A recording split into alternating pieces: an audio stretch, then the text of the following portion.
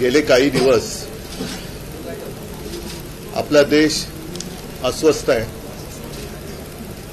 आणि याचं कारण आपल्याला सगळ्यांना माहिती आहे. मला पहिल्या प्रथम अभिजित दिपके आणि या देशातल्या सर्व तरुणांचं आणि साहजिकच आहे त्यांना न घाबरता समर्थन देणाऱ्या त्यांच्या पालकांचं अभिनंदन करायचंय. कारण हा विषय केवळ एका राजीनाम्यापुरता मर्यादित नव्हता. या तरुणांनी देशाला भयाच्या छायेतनं बाहेर काढलेलं आहे. गेले 12 वर्ष जवळपास रोज काही ना काहीतरी दबाव देशाच्या जनतेवरती सरकारकडनं टाकला जात होता. मग ते नोटबंदी असेल, इतर काही गोष्टी असतील आणि जणू काही या देशामध्ये आता लोक शिल्लक राहिलेलीच नाही आहेत, ती सगळी झुरळं आहेत. याप्रमाणे हे सत्ताधारी वागत होते. आज मला तो एक डायलॉग आठवला. तो पिक्चर मधला कुठला होता ना, एक मच्छर साला आदमी को, यशवंत सिनेमाचा. हा, तसं एका झुरळानी हुकुमशहाला झुकवलेलं आहे. आणि ज्या तरुणांना झुरळ म्हटलं त्यांनी सुद्धा लक्षात ठेवलं पाहिजे की आपण केवळ खुर्चीत बसलाय म्हणून डोक्यात माज गेला असं वागू नका. देशातली युवा शक्ती ही जर का एकत्र आली तर काय करू शकते त्याची झलक आहे.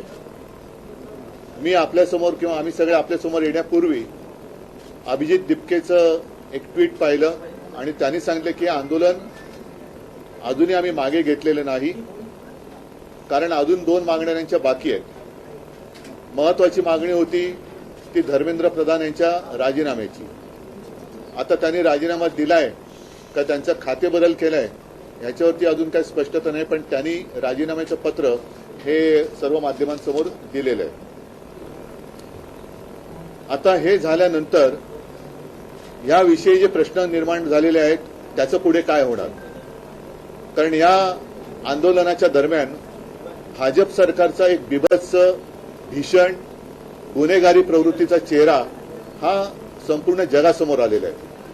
ज्या पद्धतीने तरुणांवरती लाठ्या चालवल्या गेल्या, ज्या पद्धतीने तिथे आलेल्या युवतींवरती हात उचलला गेला.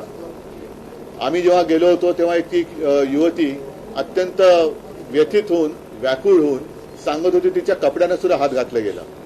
आता या पोलिसांवरती कोण गुन्हे दाखल करणार. आणि साध्या वेशामधले जे गुंड हे तिकडे घुसवले गेले होते, यांना शोधून त्यांच्यावरती कारवाई करणार की नाही. आणि एकूणच या विद्यार्थ्यांवरती जर कुठेही जर गुन्हे दाखल केले गेले असतील तर हे मागे घेणार आहेत की नाही हे आता अमित शहानी सांगितलं पाहिजे. कारण या पोलिसांवरती ज्यांनी दंडुकेशाही केली, या तरुणांवरती लाठ्याकाठ्या चालवल्या, त्यांच्यावरती जर का कारवाई होणार नसेल तर मग कदाचित ही तरुणाई आता धर्मेंद्र प्रधानांकडनं अमित शहाकडे त्यांचा मोर्चा वळवल्याशिवाय राहणार नाही. असो, मला असं वाटतं की या तरुणांना खास धन्यवाद दिले पाहिजेत. याचं कारण असं, परत एकदा सांगतो की या देशामध्ये जणू काही आता लोक राहतच नाहीत. ही सगळी झुरळं आहेत. आपण काही केलं, कशी मस्ती दाखवली तरी हे चालून घेतली जाते.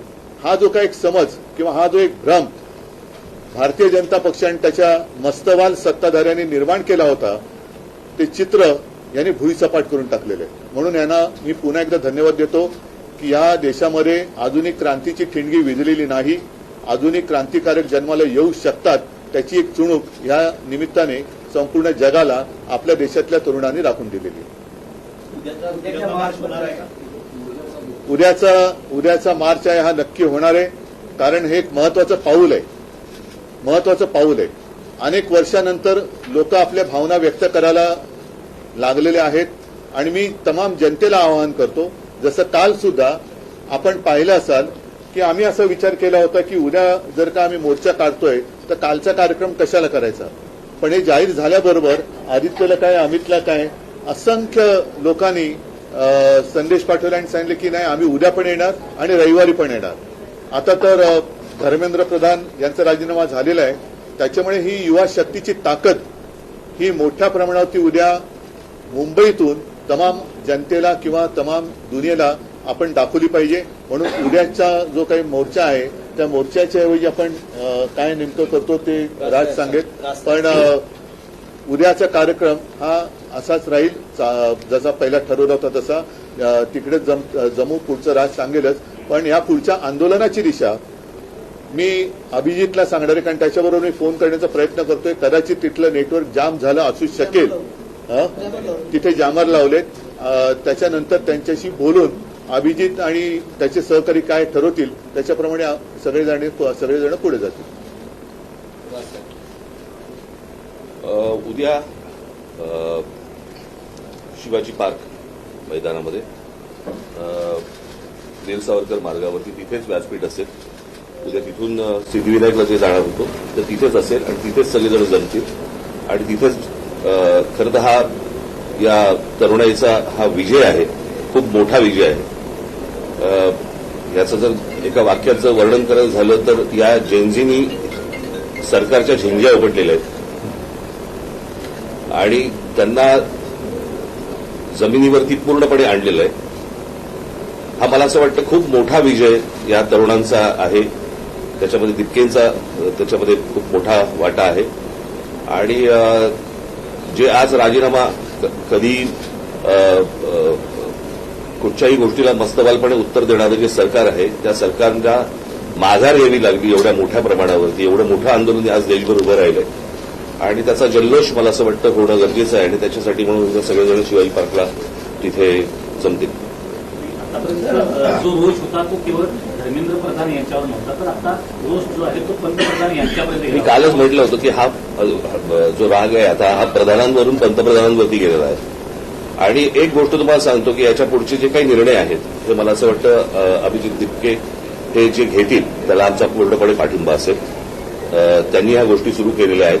निर्णय त्यांनीच घ्यायचा आहे आणि ते जे ज्या प्रकारचे निर्णय घेतील त्याला मला असं वाटतं देशातला तरुण पाठिंबा देईल.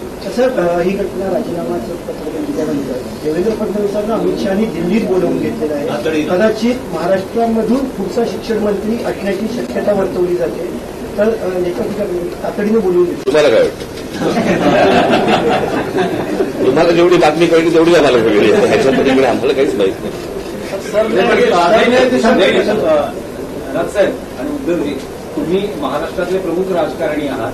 असं अचानक तातडीने देवेंद्र फडणवीसांना दिल्लीत त्यांचे पक्षश्रेष्ठी बोलवतात धर्मेंद्र प्रधानांच्या राजीनाम्यानंतर. तुमचा अंदाज काय? नाही काय हे बघा, आता हे इतक्या वेळा गेले आहेत आजपर्यंत बरं का. त्यांच्यामध्ये तर इतकं ती चुरस आहे की शिंदे गेले की मग ते आले परत की फडणवीस जातात, मग फडणवीस आले की मग शिंदे जातात. त्याच्यामुळे हे खूपदा झालेलं आहे. आत्ताच्या सिच्युएशनमध्ये हे का गेलेत मला असं वाटतं त्यांनी सांगितल्याशिवाय आपल्याला कळणार नाही किंवा तिकडे काय वरती निर्णय झाल्याशिवाय आपल्याला आत्ता काही कळणार नाही. कारण जशी तुम्ही आत्ता बातमी ऐकली तशी आम्ही पण आत्ताच ऐकलेली आहे. त्याच्यामुळे आता याच्यावरती आत्ता या क्षणाला काय बोलण्यात आलं नाही. मन की बात होणार असं काहीतरी म्हटलं जातं. मन की बात होणार असं म्हटलं जातं. बरं चला न्यायाधीशांचं कशा प्रकारे आभार मानून, कारण त्यांच्या बोलण्यावरून हे सगळं उभं राहिलं. नाही, सोनम वांगचूक यांना धन्यवाद आम्ही दिलेच आहेत. कारण मधल्या काळामध्ये ते स्वतः येऊन मला भेटूनही गेले होते. त्यांना तिथून त्यांचं अपहरण करण्याच्या 1-2 दिवस आधी मी त्यांच्याशी फोनवरून बोललो सुद्धा होतो. मी स्वतः त्यांना विनंती केली होती. पण सोनम वांगचूक त्यांच्या उपोषणावरती ठाम होते. 26 दिवस एका विषयासाठी उपोषण करणं ही सारी गोष्ट नाहीये. आणि ज्यांनी या युवकांच्या पाठी आपली शक्ती उभी केली त्या सगळ्यांना मी धन्यवाद देतो. आणि एक गोष्ट नक्की की आता यापुढे या देशात आता आपण हुकुमशाही करू शकत नाही, आणू शकत नाही, हे ह्या एका घटनेने अधोरेखित झालेलं आहे. ज्या वेळेला हुकुमशाही करण्याचा प्रयत्न करेल त्यावेळेला हे तरुण त्याला चिरडून टाकल्याशिवाय राहणार नाही. उद्या जो आम्ही सगळेजण तिथे आहे ते ह्या संपूर्ण तरुणांचं खऱ्या अर्थाने अभिनंदन करण्यासाठी म्हणून तो तिथे जल्लोष होईल. पत्रामध्ये त्यांनी उल्लेख केला आहे की मी कधी असा विचार केला होता की मुलांचं भविष्य खराब व्हावं. जे माफी आहेत त्यांच्या हातून तर कधीच मी विचार केला होता की मुलांचं भविष्य खराब व्हावं. प्रधान यांनी राजीनामा पत्र देताना मी तुम्हाला एक गोष्ट सांगतो कदाचित तुम्हाला माहिती असेल. याच्या अगोदर ज्या वेळेला भारतीय जनता पक्ष ज्याला विरोधी पक्षामध्ये होतं रेल्वे अपघात झाल्यावरती ते रेल्वे मंत्र्याचा राजीनामा मागायचे की नाही? रेल्वे मंत्री बसला असायचा का ड्रायव्हिंग सीटवर? बरोबर की नाही?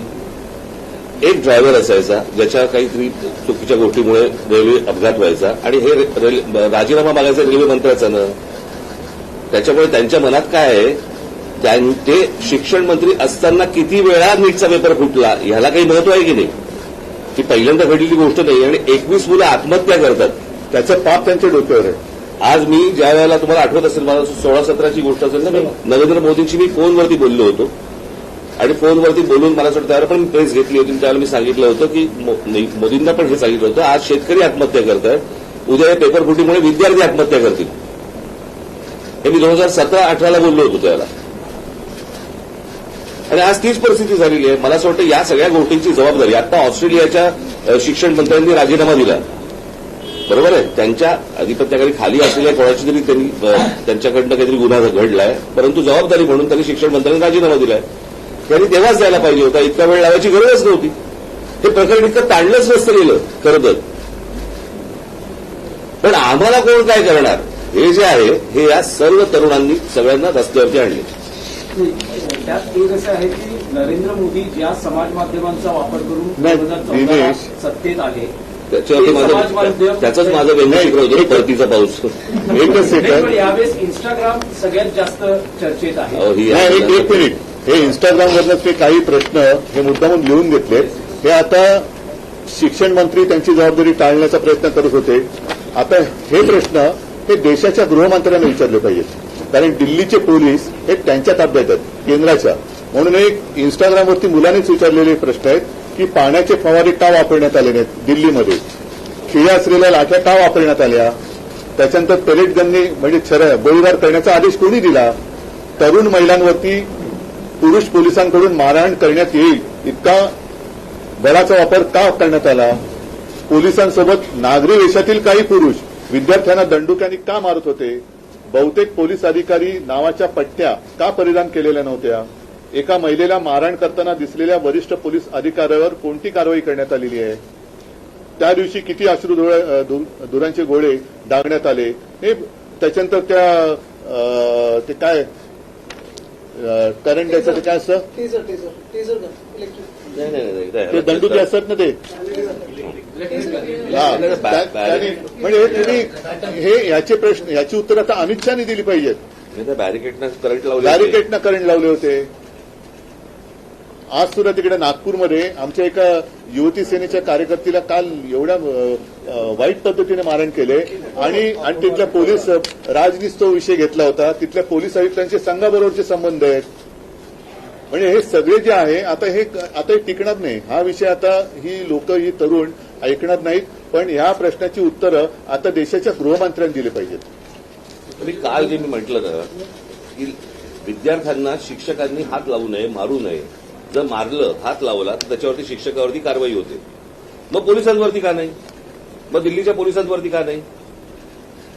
खिळे लावलेले दंडुके घेऊन तुम्ही जर मारणार असाल मुलांना, वाटेल ते बाहेरची माणसं आणून तुम्ही जर समजा त्यांना बडवणार असाल, त्या पोलिसांपेक्षा हे आदेश कोणी दिले, हे असं करा म्हणून कोणी सांगितलं? जर शिक्षकांवरती कारवाईची जर समजा कायदा असेल तर अशा प्रकारे बरं त्यांनी काय केलं होतं पोरांनी की तुम्ही इतकं मारलं? आता तर काहीतरी म्हणजे जेवण बंद करून टाकलं होतं. इथपर्यंत गेलात तुम्ही. उद्धवजी पंतप्रधान आता इंस्टाग्रामवर जास्त लक्ष देत आहेत. सगळ्या मंत्र्यांना सांगितलं. नाही, मला असं वाटतं, ऐका एक गोष्ट अशी आहे की स्वतःचं घरदार सोडून दुनियादारी करणाऱ्यांनी मध्ये घरी पण लक्ष देण्याची गरज आहे. स्वतःची घरं पण त्यांनी सांभाळण्याची गरज आहे. जाऊ रे, पुढचं मला काय बोलण्याची आवश्यकता नाही. चला, इतरच्या दोन मागण्या तुम्ही आता म्हणाला नाही, या त्यांनी केलेल्या आहेत आणि त्यांच्यासोबत आम्ही आहोत. देखील गुन्हे दाखल झाले, तसे मुंबईला देखील गुन्हे झाले. तुम्ही पण ते मला असं वाटतं मी तरी एखादा कुठच्या एक गोष्ट झाली. परंतु मी तुम्हाला एक गोष्ट सांगेन, मुंबई पोलीस आणि महाराष्ट्र पोलिसांचे मी आभार मानेन की त्यांनी उत्तम पद्धतीने संपूर्ण सिच्युएशन परिस्थिती हाताळलेली आहे. अशी कुठचीही परिस्थिती महाराष्ट्रामध्ये आज मुंबईत होत आहे, पुण्यामध्ये होत आहे किंवा इतरत्र कुठेही असं महाराष्ट्र पोलीस किंवा मुंबई पोलिसांकडनं गोष्ट झालेली नाही. मी खास करून त्यांचं अभिनंदन करेन की त्यांनी उत्तम प्रकारे त्यांची जबाबदारी पार पाडली. उद्धवजी, राहुल गांधींनी सुद्धा पंतप्रधानांच्या घरासमोर आंदोलन केलं होतं, तर त्यांच्याशी याच्यानंतर आज काय झालं त्यानंतर बोलणं काय बोलत झालं? नाही, थांबा ना, आता हा एवढा मोठा विषय आहे तर ते तुम्ही चलो, धन्यवाद.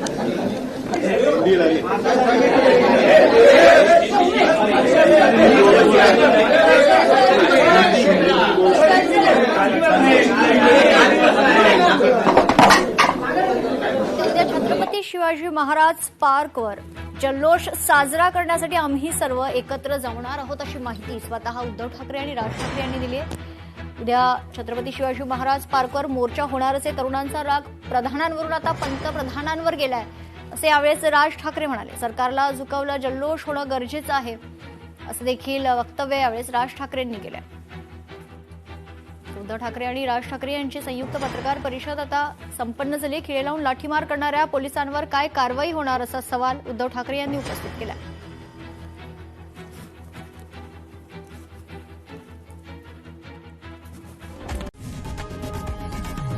लोकशाही मराठी ऐका, पहा, जागरूक रहा.